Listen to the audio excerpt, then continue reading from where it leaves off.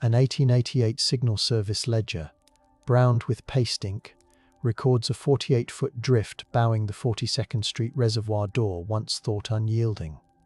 Salt-crusted gloves still ghost the page. If this stirs you, please subscribe. If this whisper of buried cold steadies you, please subscribe.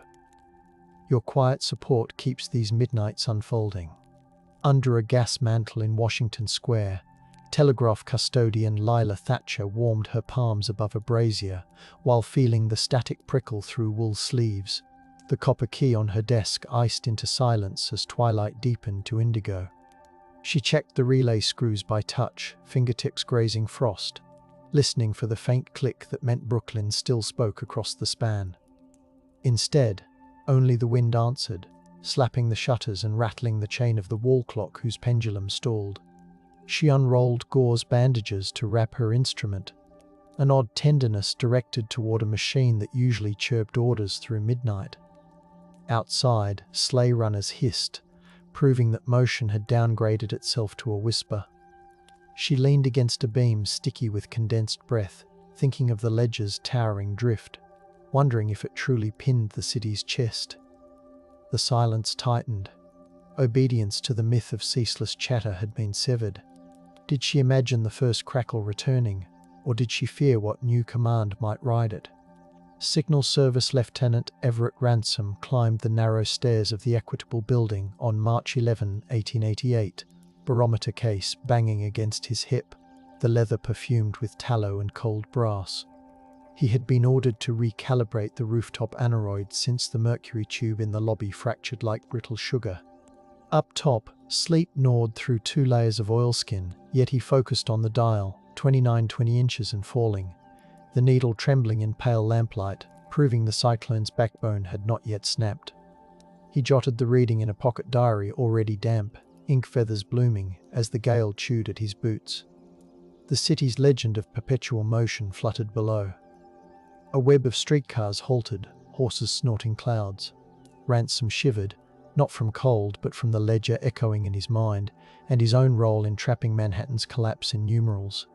Could a measured fall of pressure ever persuade citizens that even their relentless avenues could freeze into a museum of snow?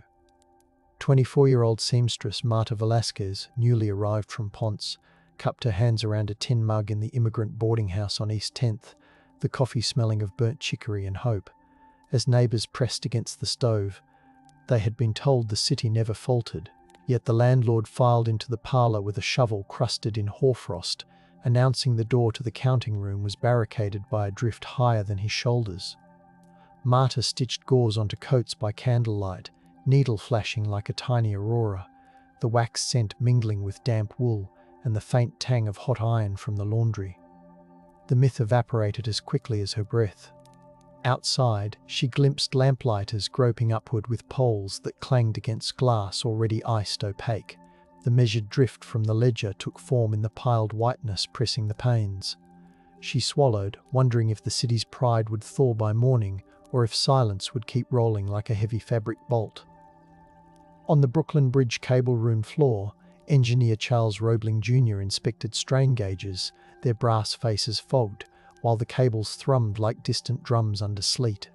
He traced the rivulets freezing along the wires, feeling the grainy crust, as assistants wiped lenses on flannel cloths that smelled faintly of whale oil. The instruments showed oscillations beyond safe tolerance, numbers flickering between green and amber, suggesting the span should close. Yet closing meant admitting that the city's arteries could falter, and civic officials balked. Roebling wrote in his log, "Deflection 11 inches under gust," the script tight. He remembered the ledger's drift, the number pinned in history, and he felt compelled to add, "Heave audible, recommend evacuation." Sound, measurement, pride, a braid tightening. Did he believe anyone would heed it before the cables sang a warning too late? A midtown seam of telegraph wire sagged onto icy cobbles, and lineman Jonah Baxter, cheeks raw, hauled it skyward with tar-stiff gloves, aware the static tasted metallic on his tongue. The wire groaned, proving the weight of rhyme outmatched his strength, so he called to passers-by who only stared from muffled scarves, their breaths ghosting through lamplight yellow as buttermilk. He smelled horse sweat congealing in frost as animals refused to budge. The ledger drift haunted him. If 48 feet of snow could cage a doorway, what chance did a single man have against a frozen skyline? He wedged the wire against a chimney, listening to the faint hum return. The city's pulse reviving momentarily through his fingers. The iron breathes in the hush. Snow hushes under old beams. Windows listen for forgotten whistles.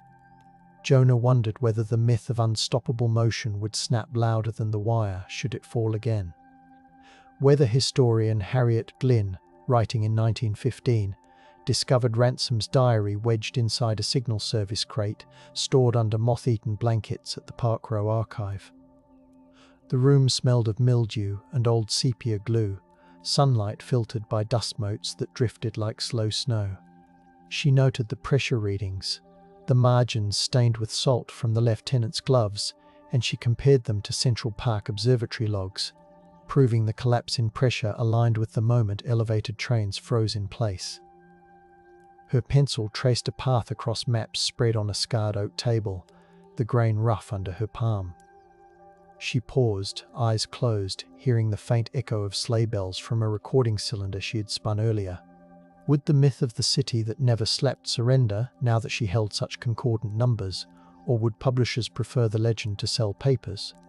Silence, she realized, sometimes came from editors fearing readers' faith would crack. Archivist Thomas Leary, tasked in 1932 with cataloguing insurance damage claims from 1888, opened a ledger whose spine creaked like a winter stare. Inside, the inked accounts smelled faintly of coal soot, each line describing roof collapses, frozen hydrants, and warehouses entombed by snow welded to brick. He brushed soot flakes from the page, fingers gritty. The discovery felt like a loyal echo of the original drift measurement, reinforcing that the city's unstoppable fable had cost real shingles, real beams. He copied numbers onto transparent cellulose sheets under a swing arm lamp glowing soft amber, the hum of the building's new electrics counterpoint to the scratch of his pen. Did he dare argue that prideful silence about the losses had kept building codes weak for decades?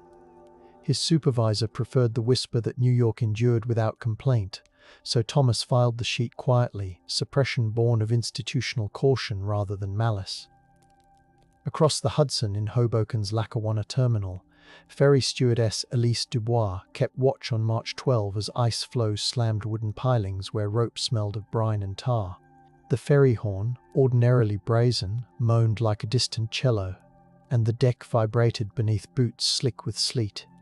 She measured the delay, 3 ferries immobilized by pack ice, passengers huddled near portable stoves whose embers snapped. She cradled a pocket watch, feeling its chill through gloves, noting that the unstoppable city was now reachable only through cracking ice. The ledger's driftweight pulsed in her memory from newspapers she'd hoarded, and she jotted in a personal log the precise hour the Hudson surrendered to stillness. Would anyone believe a stewardess if she declared the metropolis marooned? Awe, not fear, kept her quiet. The frozen expanse gleamed like tin, and she sensed the river demanding reverent silence. In 1948, Columbia University meteorology student Rajesh Patel threaded microfilm into a reader. The machines were a soft mechanical sigh to analyze the 1888 storm reports. The laboratory smelled of ozone and chalk. He compared thermograph traces, their blackened loops revealing the temperature's plunge from 33 to 8 degrees Fahrenheit within 6 hours, proving the atmospheric cliff by measured ink arcs. He pressed fingertips against the glass, feeling minute warmth from the bulb beneath. Outside, the city roared as if the myth had resurrected, taxis honking. Rajesh drafted a paper pointing out the storm's rapid cyclogenesis and warning that such a collapse could happen again if energy patterns aligned. The department chair advised restraint. Alumni disliked tales that made New York vulnerable. Simple career caution silenced Rajesh's stronger language, yet he kept a copy folded in his notebook, numerical proof flickering like a coal ember awaiting air. Historian Noriko Sato in 1961 interviewed elderly Greenwich Village resident Beatrice Lowell, whose childhood memory of the blizzard anchored in smell and sound. Beatrice recalled the scent of wet straw laid across sidewalks to prevent slips, mingling with the spice of boiled turnips from communal soup pots. Noriko's tape recorder clicked softly on the cafe table, the reels turning in hypnotic rhythm as rain streaked the window, proving weather still paced the city's heart. Beatrice described snow grates sealed by ice so resonant that boys tapped them with broom handles, making frozen bells toll under starlight dimmed by coal smoke. Noriko linked each recollection to documented measurements, threading fact with sensation, centering the ledger's drift as emblematic of the night the city's myth fell quiet. Would future listeners taste the turnip soup on her words and accept the vulnerability? Or would nostalgia dilute the truth into cozy legend? Analog climatologist Henrik Weiss, working in 1973 for the nascent National Oceanic and Atmospheric Administration, compared the 1888 synoptic charts with satellite imagery from contemporary nor'easters. His office smelled of mimeograph fluid and warmed plastic. Spreading translucent overlays across a light table, he traced isobars-like contours of a sleeping giant drowning Manhattan. The 29.0-inch depressed pressure center aligned precisely with the time the 6th Avenue elevated froze, proving the instrumentation had been reliable despite crude sheltering. He rubbed tired eyes, the light table humming faintly, and highlighted the ledger drift as a footnote in his report. Budget priorities shifted toward hurricane research, and his supervisor nudged him to shelve the submission. The silence this time stemmed from bureaucratic triage. Henrik stored the overlays rolled inside a cardboard tube, the plastic edges rasping against the cylinder, hopeful that another era would uncap the data. Photographer Aletta Monroe in 1983 unearthed glass negatives of the blizzard in a Brooklyn attic, their sleeves coated with fine plaster dust that tasted chalky on her lips. Holding one against a lightbox, she saw a lamplit street metamorphosed into frozen dunes, a carriage half swallowed, the snow texture like carved alabaster. She catalogued each image with meticulous notes, location, exposure time, lens aperture, correlating them with sanitation department logs that documented 14,000 men hired to shovel. The unstoppable city myth dissolved in her mind, replaced by the tangible slump of overwhelmed shoulders. Gallery owners, craving spectacle, urged her to exhibit them as backdrops for fashion rather than history, an invitation she declined, choosing to keep the story anchored in measured hardship. Did the negatives murmur thanks when she rewrapped them in acid-free paper, scented faintly of cedar, ready for a future that might honor their truth? Mariner-turned-librarian Gideon Hoos in 1991 catalogued sailors' letters describing the blizzard's grip on harbor traffic. The reading room smelled of beeswax polish, and sunlight warmed the table where he spread brittle sheets. One letter recorded the bark Evelyn locked in the East River ice, the crew sawing channels through a crust a foot thick. The rasp of steel echoed in Gideon's memory. He cross-referenced the report with Coast Guard logs that clocked wind gusts at 85 miles per hour near Sandy Hook, proving the storm's ferocity beyond hearsay. He whispered the ledger's drift figure under his breath like a compass bearing, aligning stories to the number that first shattered myth. Out of respect for sailors who perished from exposure, he refrained from dramatizing their words, reverence guiding his silence. Would visitors someday sense the cold that clung to the ink, or would these letters remain just curiosities tucked in acid boxes? In 1996, subway mechanic Imani Okafor, assigned to the Transit Museum's restoration project, found schematics marked March 1888 emergency vent plan, hidden behind a rusted locker. The paper smelled of machine oil and damp cardboard. She spread it on a workbench beneath flickering fluorescent light, tracing diagrams of hatchways pried open with crowbars to relieve smoke when snow blocked ventilation. The legend of unstoppable transit faltered in each annotation, in the graphite smudges that described crews digging barehanded to reach trapped trains. She compared the plan to modern protocols, highlighting lessons in a report typed with grease-streaked fingers. Management appreciated the history, but tucked the document into an internal archive, citing that publicizing past failures might undermine confidence. Suppression came from fear of unsettling riders. Imani copied the plan into her notebook, the pencil squeaking softly, determined to remember how the city once admitted defeat to a snowdrift towering near 50 feet.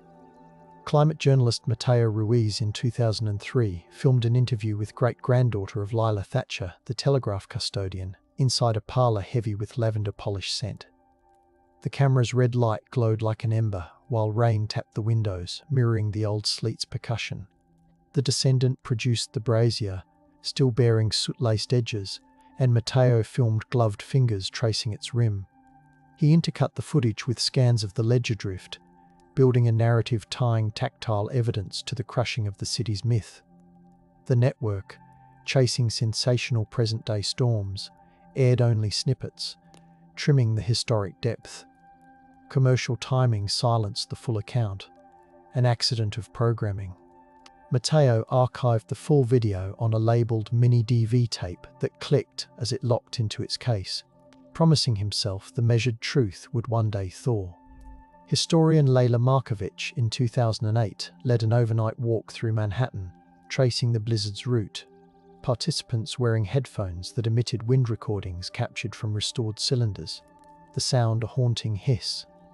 She paused at the old 42nd Street Reservoir site, now Bryant Park, where the ledger's drift had formed. Holding a laser thermometer, she demonstrated how modern stone retained chill after sundown, linking to 1888's granite bulwark. The group touched the marble balustrade, fingers absorbing residual coolness. Leila's narration blended exact times, snowfall beginning 5:30 a.m. March 12, with reflections on the myth of unceasing movement, suggesting that the city's heartbeat once paused like a sleeper between breaths. The walk ended without signage. She favoured transient knowledge over monuments. Did the participants carry the sensory proof home, or would the fragrance of hot pretzels from nearby vendors eclipse the past by morning? Archivist couple Simone and Lars Peterson travelled in 2012 to the Smithsonian's off-site storage to digitise the 1888 snow gauges. The warehouse smelled of corrugated cardboard and chilled aluminum. They lifted a copper gauge dented near the rim, likely from a shovel stroke, and recorded its dimensions. 8 inches across, 12 deep under LED fluorescence that hummed softly. Each photograph captured scratches where ice once gnawed, the metallic taste lingering on Simone's breath as she leaned close. They matched serial numbers to Signal Service inventory, linking the instrument directly to Lieutenant Ransom's log. Uploading the images, they mused on the city's myth, shaken again by tangible metal. A server crash wiped the initial batch, an accidental digital silence. They patiently rescanned, refusing to let the rediscovery vanish, the keys clicking gently as they annotated metadata with meticulous care. Museologist Carla Inoue curated a 2014 exhibition titled Frozen Grid at the Museum of the City of New York, centering on artifacts from the blizzard. The gallery smelled of freshly painted walls and linen-covered vitrine pads. She arranged a sequence. The ledger page enlarged behind protective glass, the brazier, the copper gauge, and a reconstructed telegraph key resting on velvet. Soft blue lighting bathed the room, and a hidden speaker emitted distant wind layered with trolleybell recordings. Visitors traced fingers along the glass, yearning to feel the textures described. Carla's catalogue essay cited precise snowfall rates, 3 inches per hour at peak, and reflected on the myth's fracture, asking if vulnerability made the city more human. Her rhetorical question lingered like condensation. Attendance was modest, reverence, not fanfare, kept the space hushed, a gentle silence chosen to honour those who endured. Meteorological modeller Jae Hyun Kim in 2016 input the 1888 data into a modern ensemble system, the lab filled with the aroma of brewed barley tea. Neon monitors cast jade light on his hands as he typed wind vectors, pressure readings, and sea surface temperatures gleaned from ship logs. The simulation produced swirling violet patterns showing explosive cytogenesis south of Long Island, correlating exactly with the ledger's drift location. He compared the output to recent storms, reflecting on how the city's resilience now depended on acknowledging its past fragility. A thunderstorm cracked outside, and he smiled at the symmetry. He submitted his findings to a peer-reviewed journal, which published them quietly, the discovery neither suppressed nor trumpeted, simply folded into the academic hum. Silence held because the storm's lesson felt too tender to sensationalize. Bronx community historian Maria Delgado in 2017 organized elders to share inherited blizzard tales at a senior center smelling of talcum powder and simmered beans. Each speaker held an object, a crocheted scarf stiff with old starch, a tarnished ferry token, an iron lantern. Maria recorded oral histories with a digital mic wrapped in a wool sock to dampen echoes. She cross-checked each recollection with ward ledgers describing snow removal budgets, verifying that the unstoppable city narrative masked how neighborhoods rallied themselves. The ledger drift story surfaced repeatedly. The elders called it the White Wall. Maria wondered aloud in a single gentle question whether acknowledging that wall might help communities prepare for new storms. Applause rustled like leaves, and respect for ancestors, not fear, kept attendees from shouting. The session ended with quiet tea, steam fogging the room, honoring the past with warmth. Archaeologist Devendra Singh, in 2018, led a ground-penetrating radar survey of Lower Manhattan, hunting for remnants of collapsed horsecar tracks from 1888. The device emitted beeps and pulsed vibrations through his gloves, while the street smelled of diesel and roasted chestnuts. The radar revealed anomalies beneath East 23rd Street, shapes aligning with photographs of snow-buried rails. He coordinated with city archivists to match the signatures to emergency repair orders dated March 15, numbers crisp even after a century. The unstoppable city myth faltered once more as he imagined workers hacking at ice with pickaxes, their breath frosting kerchiefs. A construction crew foreman asked if the discovery should be publicized. Devendra advised caution until verification, not to suppress, but to prevent premature disturbance. The pause in announcement stemmed from scientific rigor, a patient silence.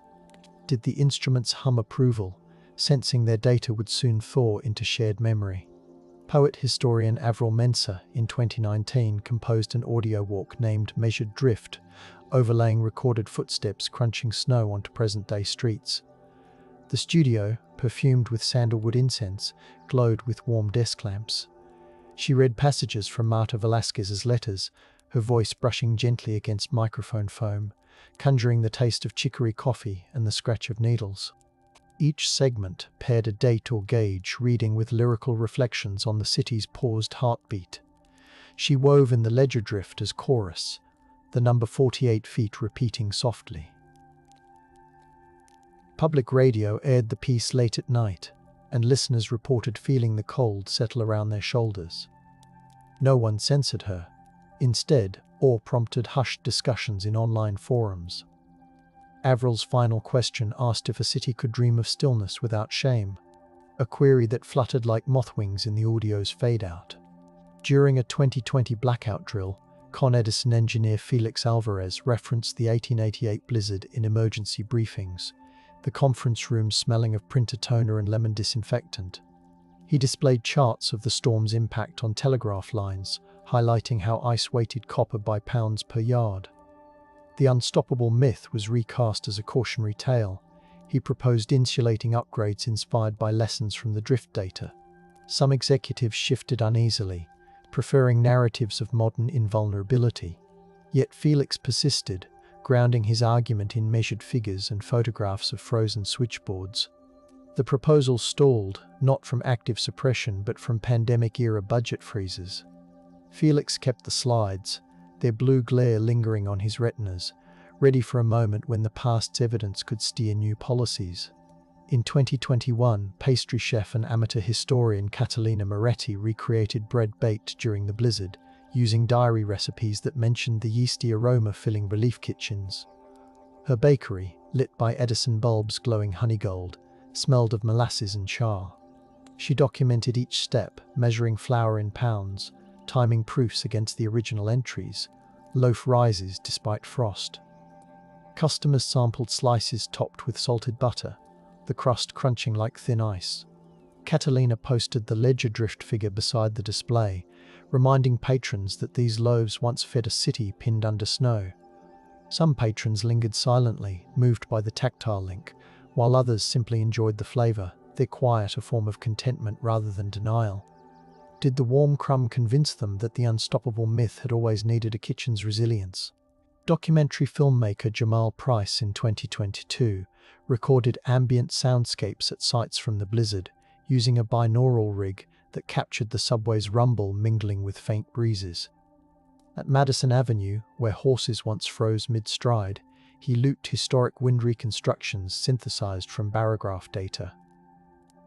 The headphones pressed gently against his ears, transmitting rustling tree branches layered with distant church bells. Jamal intercut these sounds with figures: 400,000 cubic yards of snow removed, 200 fatalities, 5 miles of telegraph lines lost. He framed each statistic with a soft narrative about the city catching its breath. Streamers requested dramatic narration, yet he chose to release the piece independently, valuing the calm truth over sensationalism. Silence in mainstream channels resulted from gatekeepers seeking louder tales. Jamal accepted the hush, trusting the measured whispers to reach those ready to listen. Astrophysicist Elena Gorova, moonlighting as a historical sleuth in 2023, analysed lunar observations from March 1888 to corroborate skies reported over New York. Her observatory smelled of cold steel and coffee grounds. She digitized notes from Harvard's chronographic telescope, aligning star visibility with eyewitness accounts of auroral glows through snow clouds. The data confirmed that at 2:30 a.m. on March 13, a break in the storm revealed Arcturus shimmering, its orange light reflecting off ice crusts, proving the city's frozen dome briefly opened. Elena linked this to the ledger's drift, asserting that even the cosmos witnessed Manhattan's surrender. Her published paper garnered niche interest, neither suppressed nor shouted, but cherished among scholars who appreciated the confluence of sky and street. She asked softly whether the stars remembered that hush, a question that lingered like frost breath. City planner Donovan Reeves in 2024 presented a proposal to integrate 1888 blizzard lessons into coastal resilience policy. The ballroom smelled of recycled air and polished maple. He displayed interactive maps showing how snowbanks once walled in firehouses, pairing them with floodgate designs that could prevent similar immobilization by water. He cited precise times when rescue wagons failed. Courts reopened March 20 only after 1,037 wagons cleared routes. The unstoppable myth crumbled anew in the data's glow. Some officials nodded, others hesitated, mindful of public perception. Donovan acknowledged that historical candor might unsettle investors, yet he insisted the ledger drift was a motif of humility worth preserving. Bureaucratic inertia, not malice, delayed adoption. The projector's fan hummed, a patient reminder that plans wait for alignment. Snow removal veteran Rosa Kim, now retired, guided a virtual reality experience titled Drifts of 1888 in 2025, the VR lab scented with synthetic pine. Participants wore headsets and felt haptic feedback mimicking the resistance of pushing a shovel through packed snow. Rosa narrated the tactile struggle, referencing logbooks where crews reported blisters under wool mittens despite wrapping handles with canvas. The simulation included the measured drift towering near the old reservoir, casting a shadow coded from photographic angles. Users heard the crunch of ice under boots, the clink of horses' harness rings stiff with frost. Rosa emphasized how the unstoppable myth evaporated when every muscle burned. The experience gained quiet acclaim. Audiences left contemplative, their silence a mix of awe and empathy. Did they carry the weight of the shovel into their everyday stride? Archivist team leader Eamon Doyle in 2026 supervised the freezing of delicate blizzard documents using a vacuum chamber to halt mold, the lab cool and smelling of steel and archival foam. The ledger with the 48 drift entered the chamber, and frost crystals briefly reformed before sublimating. Eamon monitored gauges reading microns of pressure, ensuring no ink lifted. He recorded the process with a fountain pen gliding across log sheets, noting temperature at 34 degrees Celsius. The unstoppable myth shrank further under such meticulous preservation. Funding cuts threatened the program, yet a private donation arrived after an anonymous patron learned of the procedure, proving quiet belief in safeguarding truth. No suppression, only a temporary suspension of hope, quickly thawed. Community theologian Miriam Strauss in 2027 delivered a twilight sermon at an East Village synagogue, the sanctuary smelling of candle wax and old cedar. She juxtaposed the blizzard with spiritual cycles, citing diaries that described congregants trudging through waist-deep drifts to share lantern light. She referenced the measured drift as symbol of humility, aligning it with liturgical pauses. Her voice, soft over the rustle of prayer shawls, posed a single question: could surrender to nature's stillness be a form of devotion? Congregants listened, the hush respectful. Miriam's interpretation transformed the myth. Unstoppable motion became less divine than the shared silence. Awe, not suppression, kept attendees from breaking into applause during the prayerful ending. Urban ecologist Zaha El-Sayed in 2028 studied tree ring scars within Central Park, extracting cores that released damp earth scent. The rings from 1888 showed frost damage, cellular ruptures visible under microscope light that glowed blue-white. She compared the scar widths to snowfall depths, the data aligning with the ledger drift near the reservoir's edge. Her research proved that even botanical timekeepers remembered the snow wall. She published findings in an open-access journal, the PDF accompanied by photographs of the tree's textured bark. Students visiting her lab traced the ridges, feeling the rough memory under fingertips. The unstoppable myth faded as nature's testimony joined the chorus. Zara chose not to dramatize. Respect for the tree's long patience kept her tone hushed. Sculptor Idris Beaumont in 2029 carved an ice installation on Governor's Island, the blocks smelling faintly of mineral water, surfaces glistening under sun filtered through high clouds. He embedded copper wires inside, referencing telegraph lines, and shaped arches matching the ledger drift's curvature. Sensors measured melt rates, displaying temperatures on nearby screens so visitors could see numbers sliding each hour. Idris whispered to onlookers about the myth of ceaseless movement, melting like his sculpture. He asked one gentle question: would the city pause to feel history if the ice collapsed silently? The piece thawed over 3 days, leaving copper gleaming in puddles.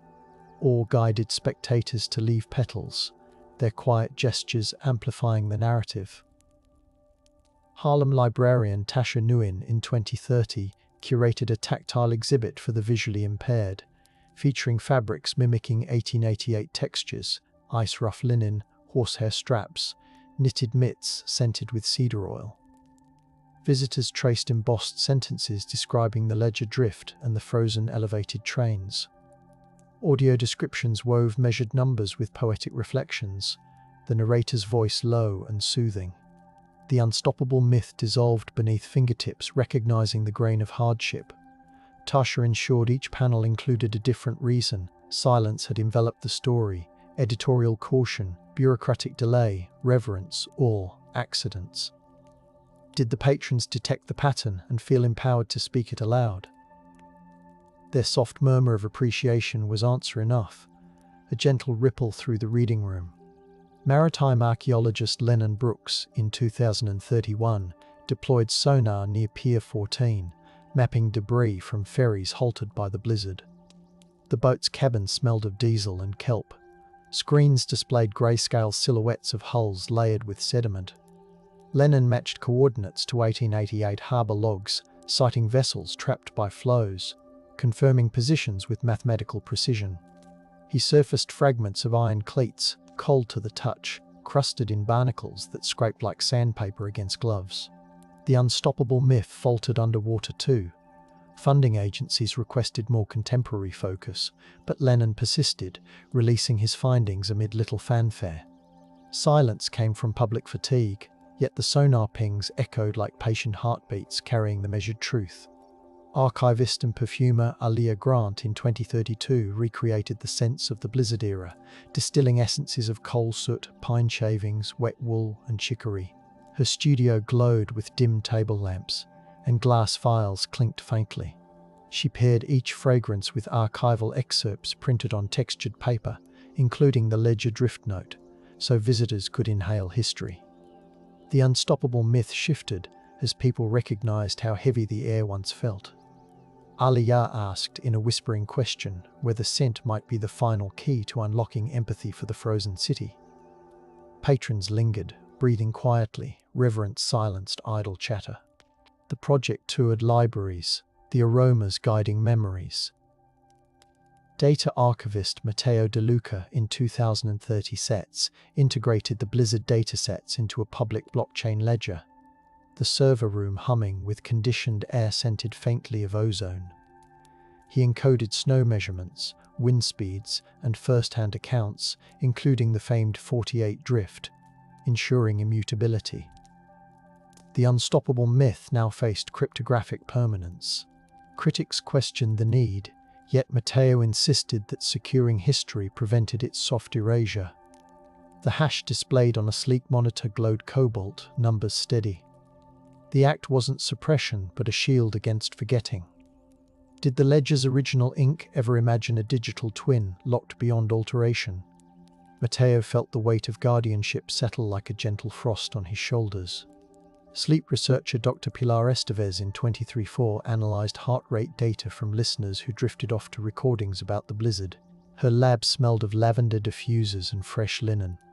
Volunteers reclined beneath blankets while the narration described wind-scouring telegraph poles, the rhythm of snow removal crews, the legend cracking under measurements.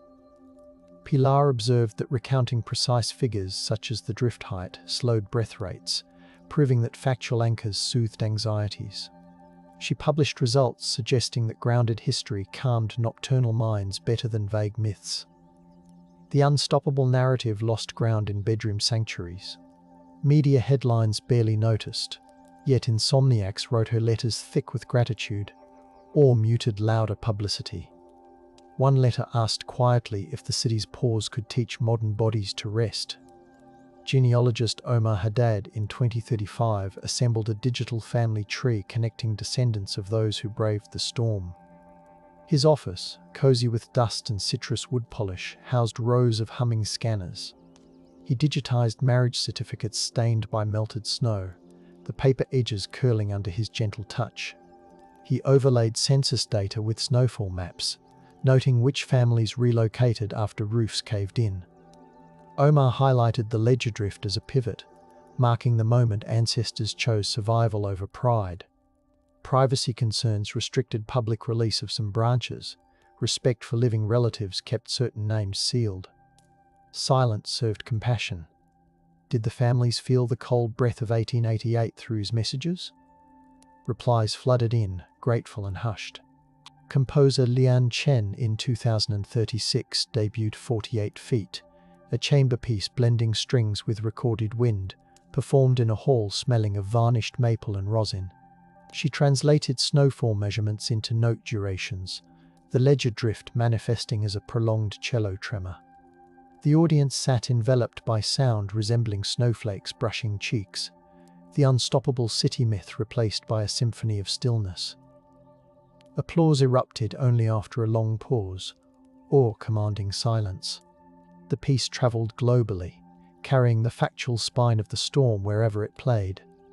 Lian asked softly during a backstage interview if music could hold history steadier than archives, her question hanging like breath in cold air. VR archivist Julian Ocampo in 2037 expanded Rosa Kim's earlier simulation, incorporating scent diffusers and temperature shifts. The room cooled to near freezing, smelling of pine tar and ozone, as participants trudged through rendered streets where the ledger's drift towered realistically. Haptic boots crunched, and measured wind speeds blasted gently, proving that data could become multisensory. The unstoppable myth collapsed under digital immersion.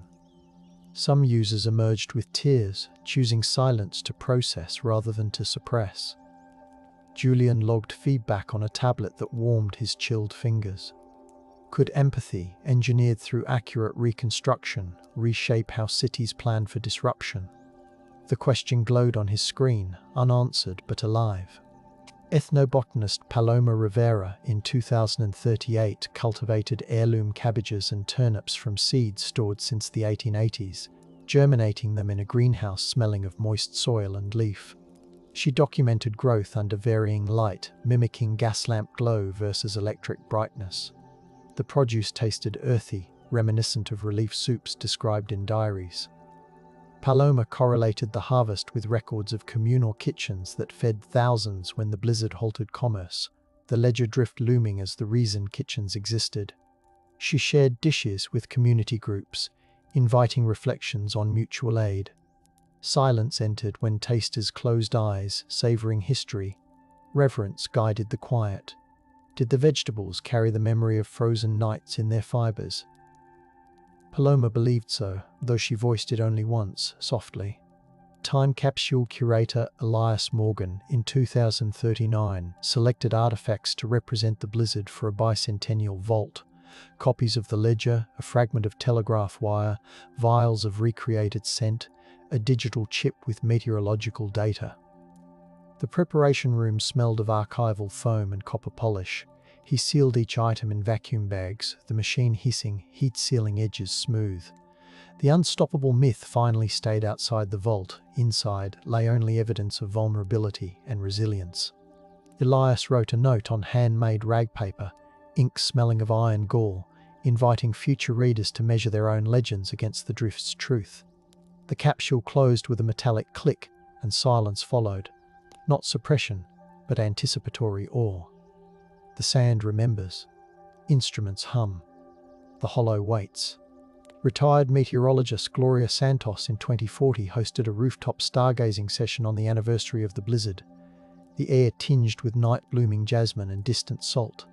She aligned a telescope toward Arcturus, sharing Elena Gorova's findings about the star shining through the storm's brief aperture. Guests wrapped in blankets listened while she recited pressure drops and wind speeds, weaving the ledger drift as a refrain. The unstoppable city myth melted beneath celestial perspective. A single question floated from Gloria: can we honor both the star's serenity and the city's forced stillness without demanding resolution? No one answered aloud. Awe kept them quiet, the telescope's gears whispering as she adjusted focus. Finally, in a dim study overlooking Bryant Park, writer Jonah Keller in 2041 reread the 1888 ledger under a desk lamp, casting amber pools on the page, the paper smelling of starch and faint smoke. Snowflakes swirled outside, gentler now, tapping the window like cautious historians. Jonah traced the penciled 48, the number that once pinned an arrogant myth, and he listened to a city that, even awake, carried echoes of that long pause. The measured truth continued to ripple through time, through telegraph keys, soup ladles, sonar pings, ice sculptures, blockchain entries, lullaby research, and whispered sermons. The city had learned to embrace its moments of stillness, to let the drift stand as both warning and invitation. Perhaps the blizzard did not end when the thaw came. Perhaps its cold breath lingers wherever humility meets resilience. The mystery stays open, settled only in the soft hush between heartbeats where snow might fall again. Even as Jonah's lamp hummed faintly, another scholar across the Atlantic, climatologist Marguerite Vasseur in 2042, compared the 1888 storm to archives from Paris's 1870 siege winter. Her laboratory smelled of dry parchment and steamed milk. She traced atmospheric rivers on translucent overlays, fingers cool against the plastic, noting how the jet stream kinked over New York with the same elegance as a ribbon tied too tight. The data whispered a kinship between cities across time, each convinced of its own invincibility until snow taught humility. Marguerite emailed Jonah a gentle note, attaching wind charts that glimmered like thin ice under the monitor glow, wondering if shared vulnerability could carve a bridge between continents. His reply was a quiet thank you, a promise to weave her findings into the next edition of his chronicles. At the New York Historical Society in early 2004, conservator Emilio Renteria opened an unlabeled wooden crate padded with brittle straw. The air released a trace of linseed and damp wool. Inside lay a child's slate, its chalk inscription faint. School closed, March 12, 1888. Emilio held the slate under a raking light, watching the grooves sparkle like frost crystals. He scanned it, ensuring the texture translated into pixels, then compared the handwriting with attendance registers rescued from the ladies' home journal archives. The closure note aligned with reports that classrooms became soup kitchens, lending another measured thread to the tapestry of interrupted routines. Emilio stayed late, surrounding himself with silence so thick it felt like drifted snow, and he imagined the small hand that etched those words, a hand expecting the city to reopen by dawn. The slate's quiet admission joined the ledger's statement, two voices murmuring in tandem. In Albany's state archives, legislative historian Nadine Walker revisited 1888 testimonies from civic leaders who had pleaded for telegraph line burials. The pages smelled of inkstone and binding glue. She listened to wax cylinder transfers of their arguments, the voices crackling with static like distant wind through bare trees. Nadine noticed that a mother named Annika Dwyer described carrying warm bricks under her shawl to keep her children alive while the streetcar stalled at 23rd Street. The committee had dismissed her story as emotional exaggeration. Nadine highlighted the testimony in her modern report, overlaying temperature data that proved the chill could have numbed fingers within minutes. She placed the annotation in the legislature's digital docket, letting the evidence float up gently, determined that the once-ignored plea would finally settle among the official record. No one objected. The assembly hall simply held its breath, the wood-panelled walls absorbing the newfound compassion. Sometime in spring 2004, high school students at Brooklyn's Fort Hamilton campus rehearsed a docu-theatre performance titled White Silence. The auditorium smelled of fresh sawdust from the stage crew's painted props and the citrus cleaner used on folding chairs. Student actor Layla Cho carried a replica telegraph key, her fingers tracing the brass until they warmed. Their script drew from diaries newly digitized by the school's partnership with local archives, including a baker's note describing how yeast refused to rise until she tucked bowls near sleeping bodies. Drama teacher Marcel Green guided the students to speak softly, letting the words float like snowflakes. They staged a scene at the reservoir drift, projecting spectral light across gauzy fabric to evoke towering snow without replicating earlier exhibitions. Parents watched in near silence, the hush punctuated by gentle sniffles. When the lights dimmed, Layla whispered a question into the dark, whether the city's heartbeat slowed permanently that week, and the audience absorbed it like a lullaby. The sand remembers, instruments hum, the hollow waits. Rail historian Yuki Tanaka in 2043 unearthed maintenance journals from the 3rd Avenue elevated. The locker she opened exhaled a smell of oiled leather and cold iron. Among pages listing bolt replacements and timetable notes, she found a March 1888 entry describing crews wrapping rails with heated sandbags to free frozen switches. Yuki spread the ledger on a foam book cradle, noting how the sandbag temperatures were recorded in Fahrenheit and Celsius side by side, a bilingual effort to share instructions among immigrant workers. She calculated the heat loss over time, discovering that each bag cooled to ambient temperature within 6 minutes, far too quickly to keep the tracks mobile. This realization pulsed through her like a quiet alarm. She published an article in a transportation journal, concluding that the unstoppable myth had ignored the ingenuity and exhaustion of these crews. The piece received respectful responses, the academic community embracing the nuance with whispered admiration. In Red Hook, 2043's community mural project transformed a brick warehouse wall into a tapestry of snowbound images. Painter Mateo Ibarra layered pigments smelling of linseed and mineral spirits, depicting a horse car sunk to its axles, a telegraph custodian's brazier, and a mother shielding a lantern with her shawl. He embedded augmented reality markers within the paint, so passers-by could hold up phones and hear archival audio, the creak of ice, the muted clamour of stalled ferries, a historian's voice describing the measured drift. Local children pressed gloved hands to the wall, feeling the uneven bricks under fresh latex. The mural became an evening gathering point, ambient music, low and steady. Mateo declined corporate sponsorship, wanting the story to stay rooted in neighbourhood breath. Visitors spoke in hushed tones, as if the painted horses might startle. The wall glowed even on overcast days, a new shrine to the city's shared stillness. Aboard a Staten Island ferry in 2004, guide Camila Ortiz led twilight tours titled Frozen Harbor Reverie. The cabin smelled of salt and hot chocolate spiked with cloves. She pointed toward the Exchange Place skyline, describing rescue crews of 1888 dragging sleds across ice-thick Hudson waters. Camila unfolded a canvas reproduction of a nautical chart annotated with ice thickness readings recorded by the Revenue Cutter Service. Passengers traced the blue strokes, fingers tingling over the printed ridges. Camila's narration slowed, her voice dropping to a whisper whenever she mentioned bodies recovered near the slips. The legendary unstoppable harbour had once gone mute, she reminded them. As the ferry engines hummed, the tour group fell silent, listening to the waves, wondering how the city would sound if the river froze once more. No dramatic flourish concluded the journey, just a gentle invitation to breathe with the tide.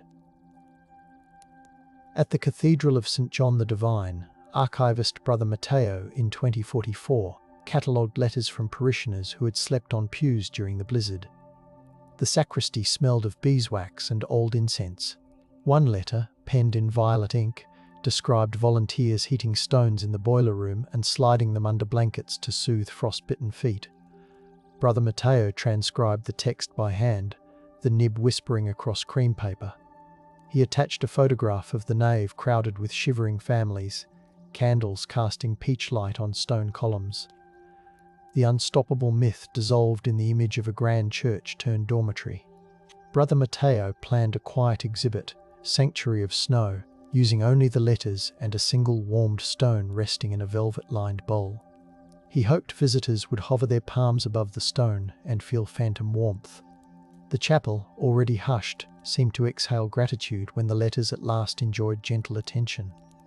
In the same year, nutrition historian Alanis Peters brewed broth using an 1888 relief kitchen recipe she found in the Bowery Mission archives. The kitchen filled with steam-carrying scents of marrow, bay leaf, and barley. She measured salt precisely as written, 2 handfuls per cauldron, and documented how volunteers rotated stirring shifts every 20 minutes to avoid frostbite. Alanis tasted the broth, its savory depth lingering like low music. She offered samples at a small symposium, providing pamphlets that compared nutritional values of the blizzard diet to modern emergency rations. Attendees cradled paper cups, the warmth pooling through their gloves. Conversations remained soft, the reverence for anonymous soup ladles suffusing the room.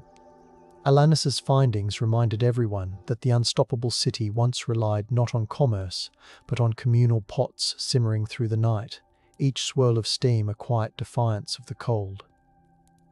At the Bronx Zoo Archives, wildlife curator Naseem Hart researched how the blizzard affected animal care. The storeroom smelled of cedar shavings and antique leather. He found teletype messages describing keepers sleeping beside enclosures, their breath mingling with the musty warmth of hay. One keeper wrote that wolves curled against the bars, seeking shared body heat from the humans. Naseem digitized the logs, marking the temperatures recorded inside each habitat. He noted how the reptile house held steady because kerosene heaters burned through the night, despite rationing. Naseem crafted an intimate audio tour, guiding visitors to imagine the zoo blanketed in silence, the animals listening to a city finally as quiet as the forest. He concluded with a gentle reminder that caretakers are sometimes the ones who shivered most. The tour ended beside a bronze wolf statue dusted with real snow, where visitors placed gloved hands on cold metal in silent solidarity. Meanwhile, 2045's urban designers tabled a competition to reimagine Bryant Park's winter illumination.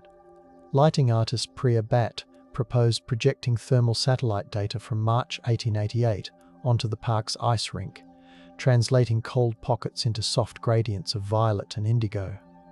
Her studio smelled of soldered circuits and eucalyptus tea.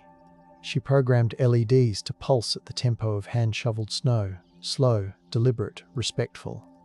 When the installation debuted, skaters glided through moving light that seemed to breathe, and the park speakers played faint loops of wind recorded on wax cylinders. Priya included plaques listing precise snowfall measurements, reminding visitors they glided above the ghost of the drift. Children reached for the luminescent air, chattering briefly before settling into awe. Priya stood at the edge with her hands tucked in pockets, exhaling fog that mingled with the light haze. The park felt like a cathedral of cold memory, the unstoppable city bowing its head. In Queen's College's archives, linguist Farah Kovacs catalogued Yiddish, Italian, and German letters describing the blizzard's sounds. The reading room smelled of paper dust and apple tea. Farah mapped onomatopoeic words, Schlieren, Scricchiolio, Nerschen, capturing the scraping of sleds, the creak of frozen doors, the crunch under boots. She synthesized the linguistic data into a sound installation, layering whispered translations over the original language. The piece played in a dim room where visitors sat atop felt cushions, eyes closed. Farah included footnotes to meteorological reports correlating each sound with wind direction and snow composition. She noticed how each language treated silence differently, some as reverent pause, others as fearful gap. The unstoppable myth gave way to a polyphony of hushes. Visitors left notes pinned to a corkboard, describing which sounds settled their heartbeat. Farah smiled at the tender responses, the room's quiet humming with shared listening. In early 2004-06, genealogist teacher tandem Henry and Leila Gonzalez led Lower East Side families through a snow ancestry walk. The air smelled of roasted chestnuts from street vendors and faint river brine. They guided participants to tenement buildings where ancestors once shivered behind ice-frosted windows. Henry read census lines aloud, names, occupations, number of blankets per household, while Leila described the taste of bread rationed through charitable societies. The group paused at a synagogue stairwell, now repurposed, where relief committees had stacked coal lumps like black loaves. Leila passed around a small pouch of coal dust mixed with herbs, inviting inhalation of history. The unstoppable myth dissipated as families traced their fingerprints along stoop railings. No one shouted or posed for triumphant photos. Instead, they formed a circle near an old hydrant and stood quietly, listening to the street's softened murmur, acknowledging the weight of inherited winter. At NYU's Bobst Library, digital humanist Theo Mancini in 2046 coded a layered map showing block-by-block snow depths derived from Telegraph street reports. His workstation smelled faintly of peppermint gum and warmed circuitry. Each data point pulsed softly, revealing corridors where snow peaked above second-story windows. Theo overlaid infrastructure outages, gas lamps, telegraphs, water mains, highlighting how the city's glow peeled away like paint. He presented the map in a dim lab, the screen's blue light bathing visitors. They zoomed in to see neighborhoods shrink beneath white fields, the unstoppable grid blanked into negative space. Theo added an ambient soundtrack of glove leather creaking and distant bells. He looked up occasionally, checking if viewers kept their voices low. They did. The map had the solemnity of a tide chart, a reminder that snow can behave like water seeking level ground. The Brooklyn Botanic Garden in 2047 planted a commemorative grove of white spruce, each tagged with names of snow shovelers recorded in Department of Public Works ledgers. Horticulturist Jade Morales mixed soil with ash from wood stoves salvaged from 19th century row houses. The nursery smelled of damp peat and pine resin. Visitors donned wool mittens provided at the gate, the knit pattern replicating those in period photographs. Jade guided them to touch the sapling needles, sticky with resin, while reciting the hours crews labored, 14 at a stretch, pausing only when kerosene lamps ran low. The unstoppable myth softened amid the whisper of needles. Jade encouraged quiet reflection before the grove. She hung tiny brass bells to chime gently in winter breezes, each tinkle like a distant shovel scrape. Donations trickled in, not for spectacle but for maintenance, ensuring the trees would grow tall enough to sway above the park like a forest of memories. Music historian Ellie Warren in 2004-07 restored sheet music of parlor songs inspired by the blizzard. The pages smelled of old perfume and brittle paper. One composition entitled Snowbound Lullaby Featured dynamics marked pianissimo throughout, as if the composer were afraid to disturb sleeping children. Ellie recorded the piece on an 1880s square piano, its ivory keys cool, the wood resonant. She laid a wool shawl over the instrument's lid to dampen the tone, replicating how families in 1888 muffled sound to conserve warmth. The resulting audio moved like a slow breath. She released the recording with a booklet of historical context, pointing out the lyrics that praised not heroism but patience. Fans of vintage music shared the track quietly, some reporting that it eased their own winter anxieties. The unstoppable myth dissolved into a delicate melody that asked listeners to exhale slowly and trust the stillness. In 2048, documentary podcaster Malik Sori recorded an episode entirely in whispers, narrating the blizzard while walking through Columbia University's Low Library. The hallway smelled of polished marble and paperbacks. Malik's footsteps echoed softly on stone as he described students who 60 years earlier discovered Ransom's diary. He layered in snippets of their 20th century voices, then the creak of microfilm reels, finally the hush of modern archives.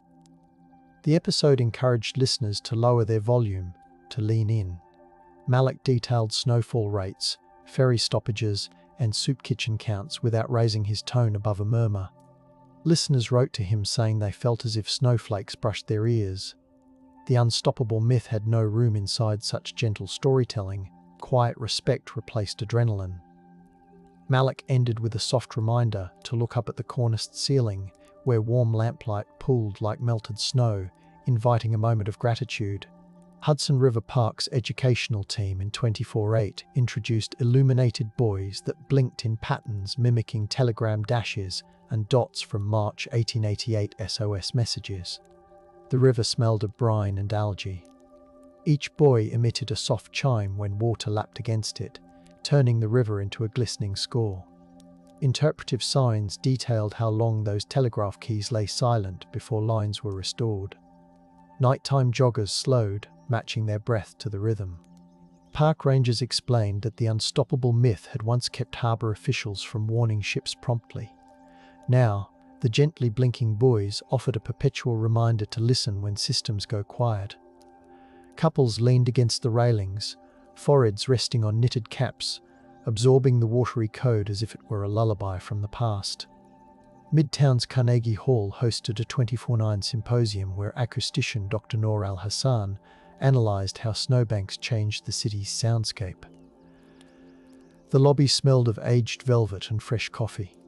On stage, she played simulations showing how 1888's drifts absorbed carriage rattles, creating pockets of near silence between brownstones. She measured reverberation times, concluding that the city's ambient noise dropped by 18 decibels, a hush equivalent to closing a velvet curtain across the metropolis. Noor invited the audience to sit still as she dimmed the lights and projected a halo of white onto the ceiling. The hall echoed once, then rested. For a suspended heartbeat, even the HVAC seemed to pause. The unstoppable myth had insisted on perpetual clamour. Noor's data revealed the serenity that once blanketed the streets. Applause afterwards was gentle, more like the brush of mittens than thunder, as attendees respected the quiet they had momentarily shared. In 2049's Battery Park, a scent installation titled Frozen Harbour Memory diffused layers of kelp, coal, wet hemp rope, and orange peel. Olfactory artist Saffron Duval collaborated with harbour historians to replicate the aroma inhaled by ferrymen trapped between flows. Visitors walked through misted arches while listening to low-frequency recordings of ice grinding against hulls. Saffron included plaques citing specific dates. The ferries resumed, the unstoppable myth shrinking behind documented delay. Some guests closed their eyes, others cried softly, the salt air mingling with human salt. Saffron watched from a bench, notebook on knees, recording reactions in pencil. She noted that silence fell deepest near the final arch scented with burnt coffee beans, her homage to stewards like Elise Dubois. The installation left no souvenir except memory and a faint trace of sea spray clinging to scarves.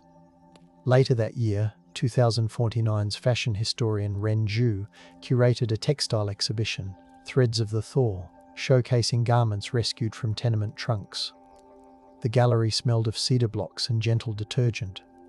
Wren displayed a child's felt boots stuffed with newspaper, the headlines frozen in time with their talk of halted stock exchange trades. She paired each garment with ledger entries detailing warmth distribution efforts. Visitors were encouraged to slip their hands into replicas lined with coarse wool to feel the itch of emergency knitting circles. Wren's wall text whispered about seamstresses like Marta Velasquez whose needles flickered through the dark. The unstoppable myth was nowhere in sight. Instead, the gallery hummed with appreciation for calloused hands and fraying cuffs.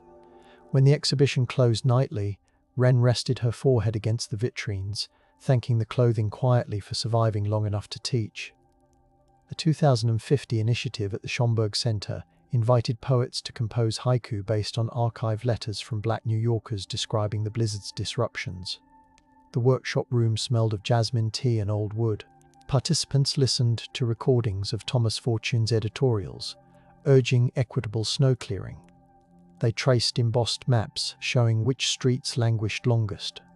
Each haiku captured a sensory moment: ice sealing a church door, a brass band silenced mid-parade, coal smoke layered over peppermint candy. The unstoppable myth loosened as voices celebrated the resilience of communities left to dig themselves out. The printed haiku were displayed on translucent panels suspended from the ceiling like floating snowflakes.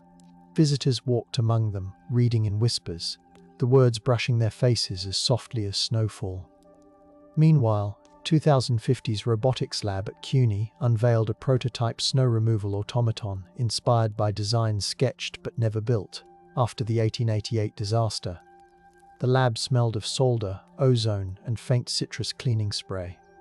Engineer Petra Novak compared her robot's torque output with the horsepower recorded from draft teams in 1888. She programmed the machine to move deliberately, replicating the pace of exhausted crews, not to glorify speed, but to honor labor. When the robot demonstrated in the courtyard, it pushed foam blocks shaped like drift segments, sensors glowing a tranquil blue. Spectators remained calm, mindful of the original context. Petra explained how the unstoppable myth had once delayed investment in such technology, convincing officials that human determination sufficed. Now, innovation bowed gently to history. The robot's whir was soft, almost like a lullaby engine, and when it rested, the courtyard returned to quiet. In Harlem's Langston Hughes House, 2051's oral history salon gathered descendants of laundresses who toiled through the blizzard. The parlor smelled of lemon oil and strong tea.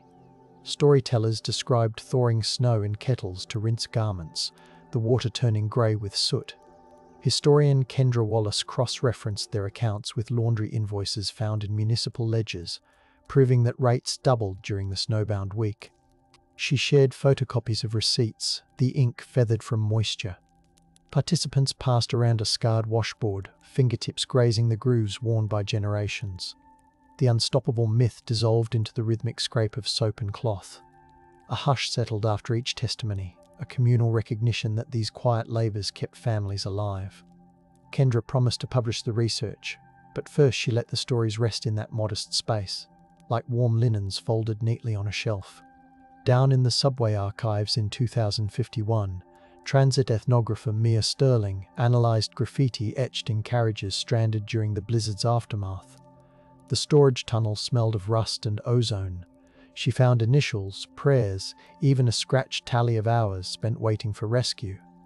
Mia traced the etchings onto vellum, comparing them with conductor logs noting when each car was freed. She discovered a small drawing of a clock where the hands pointed to midnight, captioned "City Asleep." The unstoppable myth cracked beneath that graffito's quiet assertion. Mia produced a podcast episode, recording within the tunnel to capture natural reverb. She whispered each inscription into the microphone, allowing long pauses between names, letting listeners imagine the chill metal beneath idle hands. The episode concluded with the sound of a distant train, a gentle reminder that motion eventually returned, but memory lingered. In 2052, The American Museum of Natural History curated a diorama showing the storm's impact on urban wildlife.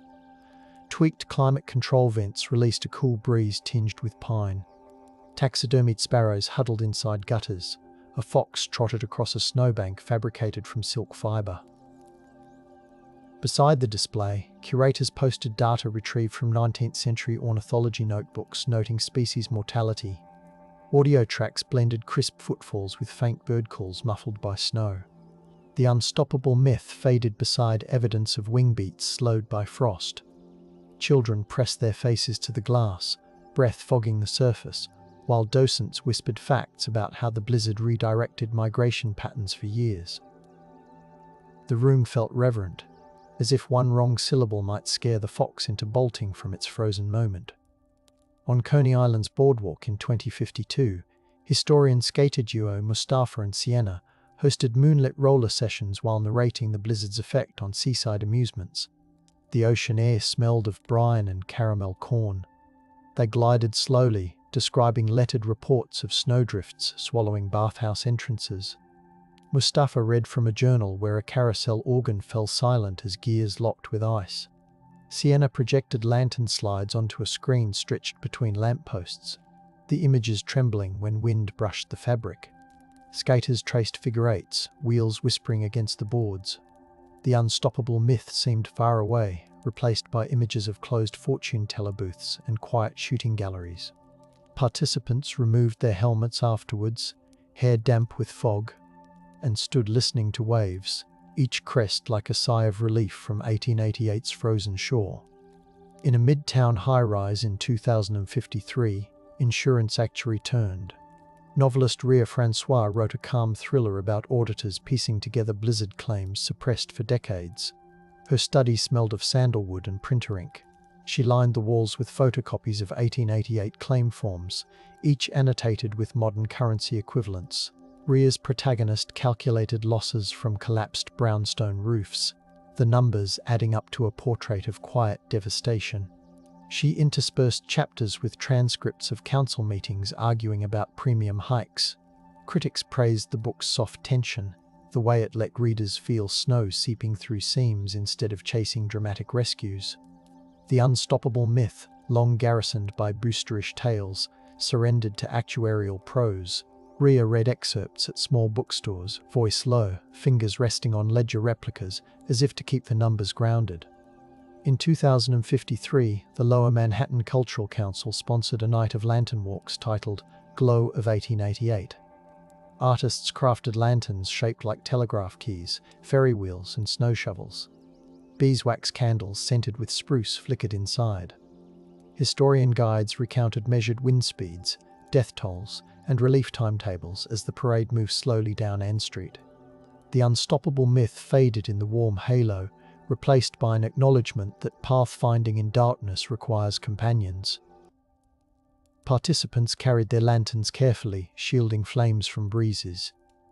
When they reached a quiet square, they set the lanterns on the ground, forming a circle of golden domes. No one spoke. The only sound was candle crackle and distant traffic hushed by the hour. After a few minutes, they lifted the lanterns again, returning them to a gallery where melted wax would be catalogued alongside the evening's stories. At the 2054 New York Botanical Garden, olfactory scientist and historian duo Han and Mei Saito curated a greenhouse exhibit replicating the scent of snow-laden hemlocks described in Henry Abbey's poem about the blizzard. The air carried hints of mint, birch, and iron-rich soil. They planted mossy logs and misted the room to mimic the dampness that followed when frozen branches drooped. Visitors received small notebooks to record memories triggered by the fragrances. Han posted placards with snowfall measurements and tree damage data, connecting sensory experiences to historical fact. The unstoppable myth thawed under the realization that even poetry had once catalogued the city's pores. Guests left quietly, the scent clinging to scarves like a soft echo of forest within city bounds. Brownstone homeowner Elise Tan, a structural engineer, applied 1888 lessons to retrofit her stoop in 2054. During a community workshop, she demonstrated how hidden heating coils could prevent ice buildup without straining the grid. The air smelled of solder and hot stone. Elise's displayed reproduction blueprints of failed stoops from the blizzard, cracks traced in red pencil.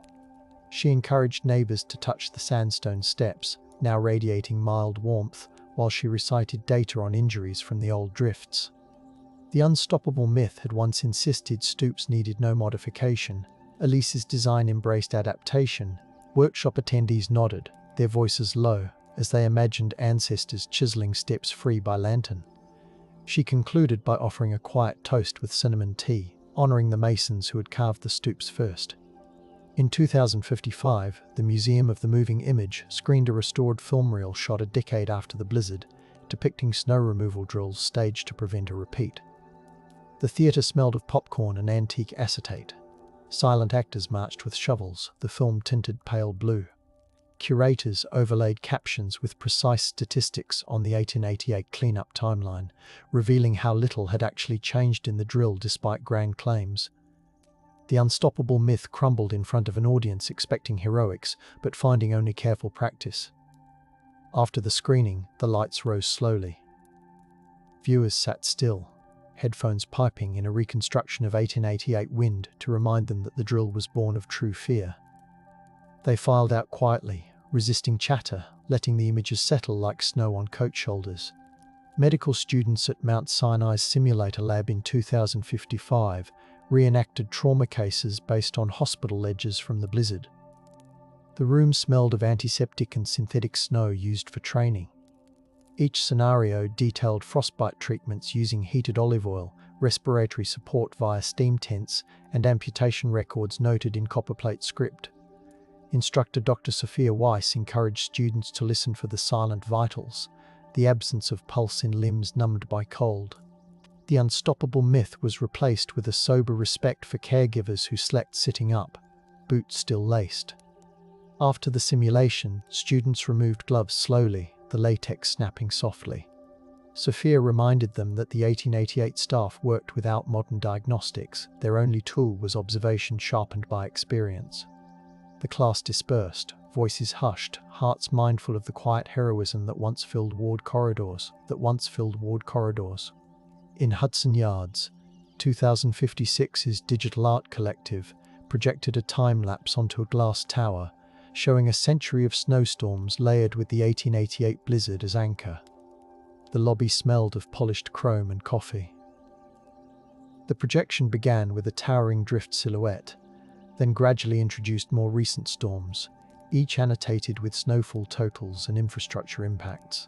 Fast-moving commuters slowed to watch the city's outline vanish and reappear. The unstoppable myth flitted like a shadow before dissolving into data. An embedded soundscape featured soft chimes derived from telegraph pulses and the crunch of boots sampled from field recordings.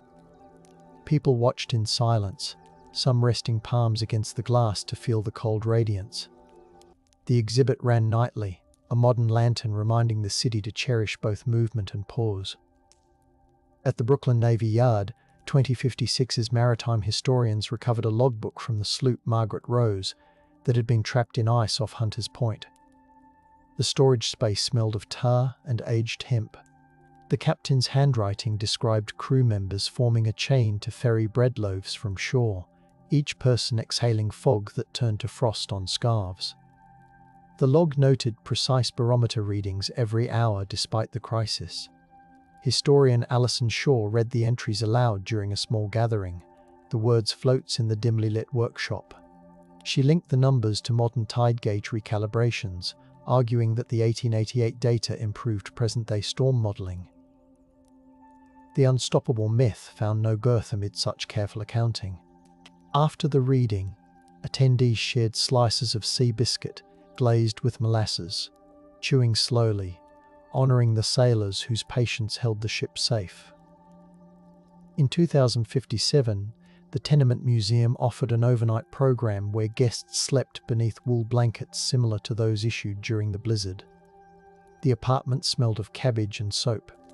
Educators dimmed gaslight reproductions until the room glowed amber. Each guest received a diary excerpt to read quietly, recounting how families took turns standing watch against roof collapses. The unstoppable myth faded between breaths as participants lay awake, listening to pre-recorded wind swirl through hidden speakers. Some whispered to one another, others lay silent, eyes closed, practicing the stillness ancestors were forced to accept. Morning coffee tasted smoky, and the guides reminded everyone to step softly on the creaking floorboards, preserving the illusion of 1888 dawn. During Central Park's 2057 Winter Walk, volunteers from the Sierra Club guided visitors to detect frost blooms on granite boulders. The air smelled of cedar and distant pretzel carts. Botanist Malika Foster carried a portable microscope, showing how ice crystals formed on lichen, their hexagons reflecting even muted light. She recounted park superintendent diaries describing teams chopping fallen branches that snapped like brittle candy, their arms jellied from work. Malika quoted specific snowfall depths measured near the old reservoir walls, letting the numbers drift into the cold air. The unstoppable myth melted as walkers realized the park once resembled an Arctic outpost. They moved slowly, the snow crunching softly under boots distributed at the tour start. When the group reached a quiet glade, Malika invited them to close their eyes and imagine the silence of 1888, when even the birds huddled wordlessly in evergreens. In 2058, the Pratt Institute's architecture students constructed a scale model showing how snow load redistributed across rooftops during the blizzard. The studio smelled of sawdust and laser-cut plywood. The model featured translucent resin snowcaps, each etched with weight calculations derived from 19th century engineering reports. As warm light filtered through, the resin glowed like sugar. Professor Ingrid Madsen asked students to run fingertips along the ridges, feeling how quickly strain accumulated near chimneys. The unstoppable myth of impervious buildings dissolved in the delicate model, where one misapplied force toppled entire sections. Students whispered adjustments to one another, conscious of how simply modelling the disaster demanded respectful quiet. At the critique, they presented their findings in gentle tones, acknowledging the carpenters and masons whose work bore the brunt of winter's weight. On Roosevelt Island, 2058's Historical Society hosted a lantern-lit reading of asylum and hospital logs from March 1888.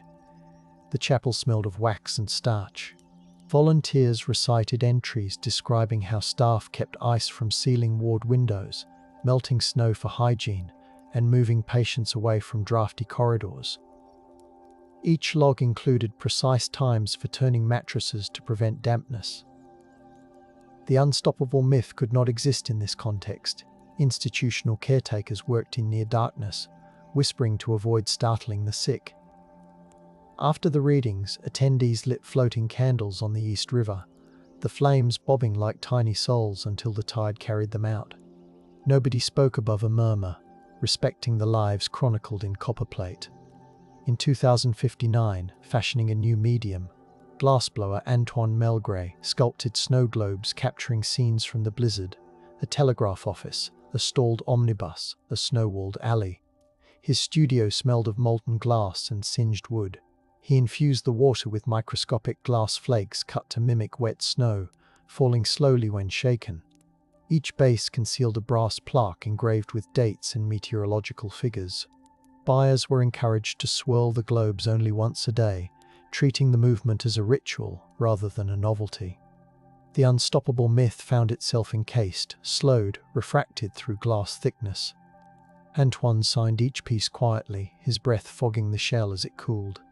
The globes sold to libraries, museums, and a few private collectors who promised to keep them near bookshelves, not mantelpieces, so the stories stayed close to words. During the bicentennial of the United States Weather Bureau's founding in 2059, speakers in Washington, D.C., revisited the 1888 blizzard as pivotal.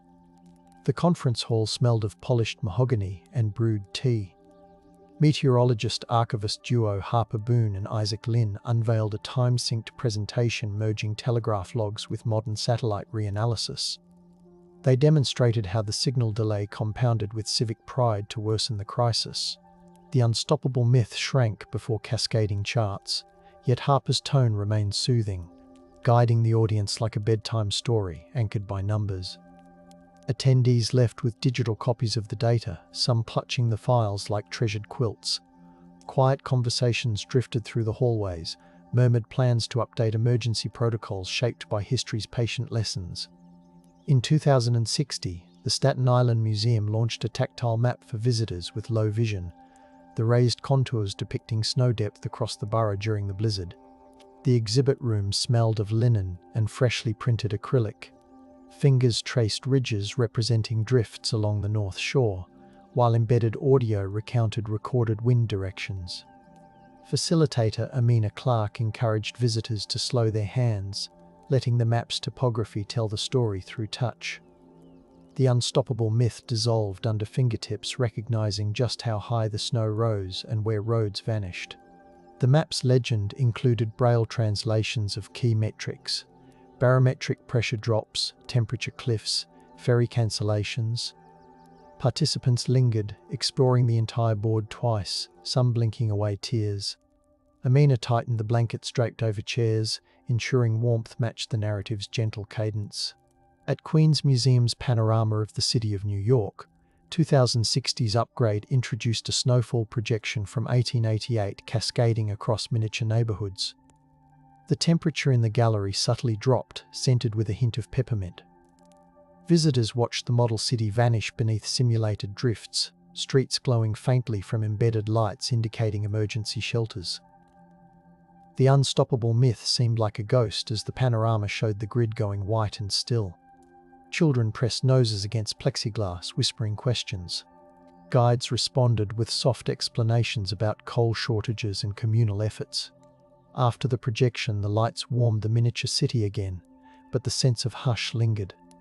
The city in miniature had taught its full-scale counterpart how fragile momentum could be. On the 172nd anniversary of the storm in 2060, sound healer and historian duo Keiko Mizuno and Julian Ford hosted a resonant circle beneath the Manhattan Bridge. The concrete smelled of rain and river. They tuned crystal bowls to frequencies derived from barometric readings, each tone correlating with pressure levels recorded during the blizzard. Participants reclined on blankets, eyes closed, the vibrations traveling through ribs and into the pavement. The unstoppable myth melted beneath harmonics that evoked wind at 50 miles per hour, then 40, then 20. Between tones, Keiko recited calm lines from diaries describing how neighbors shared silence to conserve breath and hope. The session ended with a gentle question: could listeners carry this attuned stillness back into rush hour life? Participants rose slowly, their footsteps light, voices hushed as if emerging from snowfall. Educational technologist Gerald Pineda in 2061 launched an augmented reality app that overlaid historic snowdrifts on modern streets via headset. The office smelled of plastic and faint citrus. Gerald coded the app to display not just height but density, using shades of blue to represent compaction noted in sanitation logs. Users could hear the muffled ambient sound as they approached a corner once buried under 15 feet of snow. The unstoppable myth collapsed under the immersive weight. Commuters tried the app during lunch, returning to work with a new respect for cleared sidewalks. Gerald included prompts encouraging quiet reflection. Pause, imagine the hush. Listen for the absence of wheels. Feedback poured in expressing gratitude for the gentle reminders. The app quickly became part of school field trips, a tactile lesson in humility. The New York Philharmonic's 2006 program featured a composition where instrument sections fell silent one by one, mirroring the progressive power outages of 1888. The concert hall smelled of polished wood and faint perfume. Composer Alma Ruiz instructed strings to taper off as if their bows were freezing. Horns followed, then woodwinds, until only soft percussion remained, echoing the distant clack of shovels. Interspersed were spoken excerpts from municipal reports read in calming voices. The unstoppable myth found no presence in a hall where silence became the climax. When the final drumbeat faded, the audience waited in stillness before applauding, their claps gentle as snow landing on wool sleeves. In 2062, the New York Public Library's Rose Main Reading Room installed a light sculpture that dimmed in response to archival narratives about the blizzard. The chandelier smelled faintly of warm metal. As visitors listened through provided headphones, the lights lowered to mimic the murky midday gloom of March 12, 1888. Quotations from letter writers scrolled along the ceiling beams, each line accompanied by data points, snowfall totals, rescue counts, hours of stillness. The unstoppable myth drifted away under the golden dusk. Readers at tables continued turning pages, trusting the architecture even as it briefly reenacted vulnerability. When the narrative concluded, the lights brightened slowly, like dawn creeping over snowbanks. The experience left patrons speaking softly, the reverberant hall echoing with respect. Bronx chef historian Solomon Ortiz, in 2006 too, curated a tasting of preserved foods from cellars inventoried after the blizzard. Pickled beans, salted trout, dried apples. The kitchen smelled of vinegar and smoke. He plated each morsel on slate tiles dusted with powdered sugar to resemble snow. Diners savored the concentrated flavors, nodding as Solomon recounted how these stores sustained families when markets closed. Ledgers had recorded each jar, each barrel, a testament to quiet foresight. The unstoppable myth surrendered to jars labeled with careful hands. After dessert, a molasses pudding steamed over a gentle flame. The room sat in contemplative silence. Solomon suggested guests write notes of gratitude to ancestors who hoarded food against ridicule. The letters would join the mission's archives, another layer of gentle acknowledgement. At Wave Hill in 2006-03, horticultural therapist June Park guided visitors through a meditation among winter-blooming witch hazels, their petals curling like saffron threads. The air smelled of loam and citrus. She recited excerpts from 1888 diaries praising these hardy blossoms for perfuming frozen air. June linked each plant to weather station records, showing how even a few degrees mattered to petals unfurling against odds. The unstoppable myth was replaced by appreciation for botanical resilience. Participants stood in silence, breathing the sweet scent, each exhale visible in the cold. June asked them to cut the blooms with gloved hands, absorbing the warmth of life pushing through winter. Later, they penned reflections in a communal journal, handwriting neat from the calm. Queen's Theatre in the Park staged a shadow play in 26-3, using cut paper silhouettes depicting scenes from the blizzard. The backstage smelled of cardstock and paste. Puppeteers manipulated the figures behind parchment screens, projecting flickering lamplight. Narrators read from municipal council records describing debates over burying telegraph lines. The unstoppable myth flickered like a ghost, overshadowed by the tender shadows of people coordinating relief. Children in the audience leaned forward, mouths parted yet quiet, captivated by the rustle of paper. After the performance, the puppeteers invited them to try the silhouettes, teaching them to move slowly, to respect the story's pace. The stage darkened without fanfare, leaving only the scent of burnt Vaseline from the lamps and the echo of gentle clapping. A 2006-04 exhibition at the National Museum of the American Indian explored how Lenape descendants interpreted the blizzard within broader narratives of seasonal balance. The gallery smelled of cedar smoke and sage. Curator WWII, two eagles displayed wampum belts alongside meteorological graphs, explaining how oral histories described winter spirits reclaiming the island from relentless industry. The unstoppable myth dissolved under teachings about harmony and recalibration. WWII led soft-spoken tours, inviting visitors to touch replica beadwork while listening to recordings of snow crunching in forest paths. The exhibition ended with a bench facing a projection of snowfall over Manhattan, accompanied by a drum heartbeat slow as sleeping breath. Visitors sat, some closing eyes, others whispering reflections about how stillness nurtures wisdom. In 2006-04, a new lens was turned. Astrophotographer Ravi Kashyap captured time-lapse images showing Manhattan's skyline under softly falling snow while overlaying star charts from March 1888. His rooftop observatory smelled of cold metal and cocoa. He synchronized each building's outline, with constellations visible during the blizzard's calm intervals. The unstoppable myth gave way to a conversation between skyline lights and timeless stars. Ravi exhibited the work in a dark gallery, the images glowing as if backlit by moonlight. Ambient sound included the gentle whir of telescope gears, merging with wind recorded from the East River Promenade. Visitors stood quietly, letting eyes adjust, discovering how the city once mirrored the sky's hesitant twinkle. By 2065, scholars assembled a timeline of quiet at the New York Transit Museum. A ribbon of light seamed across the ceiling.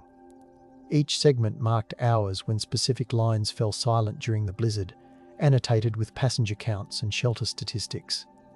The hall smelled of oil and polished brass. Visitors walked beneath the timeline, the light dimming as they reached critical hours. The unstoppable myth could not survive beneath a ceiling that visibly darkened in empathy. Audio guides whispered context, the exact minute motormen abandoned cars, the weight of snow on elevated rails. Families held hands, watching the light fade and brighten. In the gift shop, they purchased nothing flashy. Instead, they left with pamphlets printed on soft paper, edges deckled like snowdrifts. Long after midnight in early 2065, rooftop beekeeper Maya Leduc tended hives insulated against frost. The air smelled of honey and cedar shavings. She read aloud from apiarist notes of 1888, detailing how keepers wrapped hives with burlap and fed sugar candy to bees unable to forage. Maya weighed her own hive's honey stores, comparing them to ledger entries from the past. The unstoppable myth felt absurd next to bees sleeping through winter. She whispered thanks to the colony, promising to watch their temperature monitors. The city below hummed faintly, yet up on the roof, the only sound was the soft rustle of wings shifting in dreams, a reminder that even the smallest urban residents experienced the blizzard's hush. And so the murmurs continued, layered like snow upon snow. The Great Blizzard of 1888 did not freeze solely a single week. It froze moments that kept thawing into future hands, into ledgers, lantern walks, aromatic rooms, soundscapes, and gentle questions.